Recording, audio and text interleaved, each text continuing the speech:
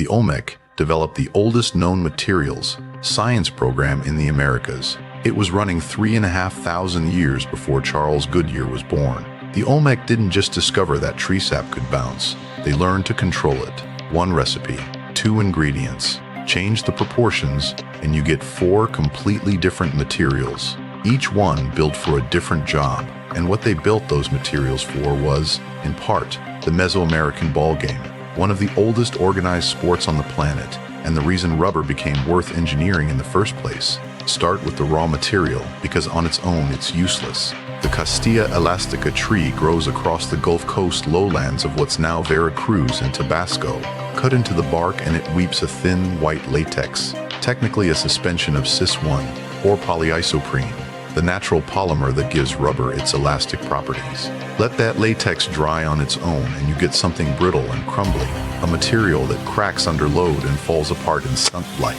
It won't take an impact. It's closer to dried glue than to anything you'd call rubber. To turn it into a working material, you have to change what's happening between the polymer chains. And the Olmec found a way to do that using a second plant, growing right there in the same forest. Ipomaya alba is a morning glory vine, and it tends to grow near the rubber trees. Crush the vine, press out the juice, mix that liquid with fresh latex, and the result is a material that stretches, bounces, and survives. Dorothy Hostler, Sandra Burkett, and Michael Tarkanian at MIT published the chemical proof of this in the journal Science, showing that by 1600 BC, an ancient civilization was already processing latex into rubber. That's roughly 3,500 years before Goodyear. Here's where almost every retelling of this story gets it wrong, including a version repeated across the internet for years. People call it ancient vulcanization. It isn't. Goodyear's process works by adding sulfur, which forms permanent chemical bridges between the polymer chains. When the MIT team ran the analysis, they looked specifically for those sulfur-bound carbon signatures, and they weren't there.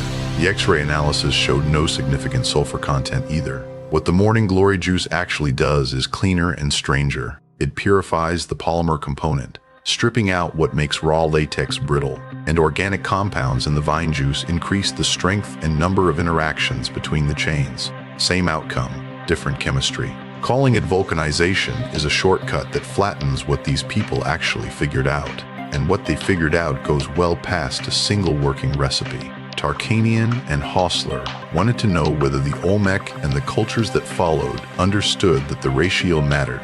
So they went to Mexico, harvested the latex and the vine juice themselves, brought it back to a processing setup at MIT, and started mixing batches at different proportions. Then they put every batch through mechanical testing: wear resistance, elasticity, toughness, tensile strength. The results line up almost exactly with what the archaeology and the Spanish records say these materials were used for. A 1-to-1 mix, equal parts latex and morning glory juice by volume, gives you maximum elasticity. That's the bounce. Shift the ratio to 3 parts. Latex, 1 part morning glory, and elasticity drops. But where resistance climbs. That's the formula you'd want under a sandal, where the material has to survive thousands of steps across stone and dirt without shredding. Go all the way to pure latex, no vine juice at all, and you get the best adhesive, strength, and damping.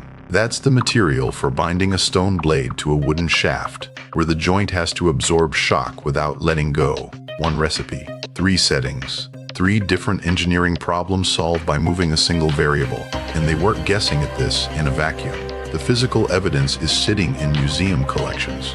At Harvard's Peabody Museum, Hostler and Tarkanian identified hollow rubber figurines and a rubber band, still holding a stone axe head onto its wooden handle. That's the adhesive formula, doing exactly what the lab data predicts it should do best. 16th century Spanish accounts describe rubber-soled sandals, rubber-tipped drumsticks. The Aztec even had a compound word that fused their words for rubber and for sandals, which tells you the object was common enough to earn its own name. By the time the Spanish arrived, this wasn't a craft, it was an industry. Rubber production ran at roughly 16,000 balls a year, made mostly in outlying villages and shipped into the capital as tax payment. Statues, bands, sandals, and balls, moving through a supply chain across the empire, which brings us to the objects at the center of all of this. and to the part of the story that's still unresolved right now. In the late 1980s, archaeologists Ponciano Ortiz and Maria del Carmen Rodriguez, leading what became the Manati project, were working at Manati in southern Veracruz when they pulled 14 rubber balls out of a bog. Manati was an Olmec ritual site, about 15 kilometers southeast of San Lorenzo Tenochtitlan, in use between roughly 1600 and 1200 BC, the heart of what archaeologists call the early formative period. The waterlogged, oxygen-starved mud had done something no dry site could. It preserved organic material that should have rotted away thousands of years ago. The balls came out alongside carved wooden busts, stone axes, skeins of raw rubber, and human remains. This was a place where things were given to the mountain and its springs, and rubber was among the offerings worth giving. The ball game wasn't just sport. The Popol Vuh, the great Quiche Maya creation text, describes its hero twins playing against the lords of the underworld, with the ball as the hinge between. The balls themselves vary enormously. The smallest is under 5 centimeters across. The largest is 33 centimeters, roughly the width of a basketball. Weights run from 180 grams up to 4.8 kilograms. It's a pound sphere of solid rubber. Getting hit by one of those at speed would break bone. That spread in size and weight tells you something on its own. 14 balls, made across 4 centuries, had wildly different specifications. The male think different production techniques are involved, and they're still working out what those techniques were. This is where the story gets genuinely unfinished. Recent experimental work on the Manati balls specifically has ruled out morning glory juice as the source of their elasticity. The oldest rubber objects we have may not have been made by the process Hostler's team reconstructed. Something else was happening at Manati, and nobody has pinned down what yet.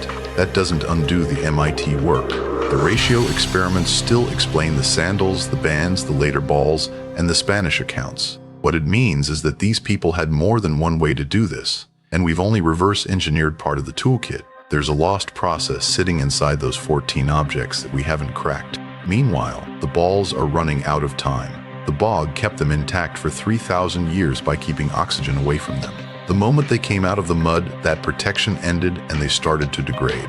Mexico's National Institute of Anthropology and History is now sealing them in oxygen-free cases and building high-resolution digital records, trying to preserve the shape of the objects even if the material can't be saved. There's something fitting about that.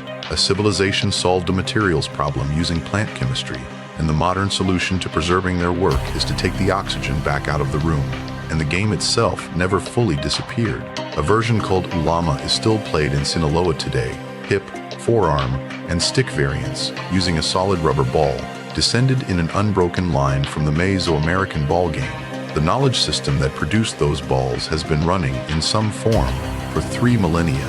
When Spanish explorers first watched a rubber ball bounce, they had no word for what they were seeing. Nothing in Europe behaved like that. They reached for comparisons and came up short, and it would take their continent another 300 years to produce anything similar.